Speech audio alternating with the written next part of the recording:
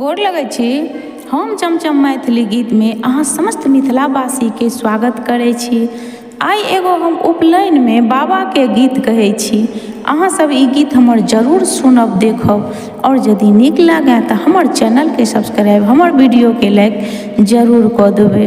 बसकट्टी के दिन बाबा के जे गीत होइया तो पहिल गीत बाबा के इएह होइया।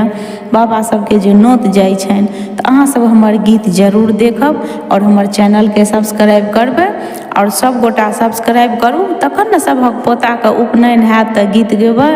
तो हमर गीत अहाँ सब सुनू और सुनाबिए हम एगो सुंदर बाबा के गीत। बाटा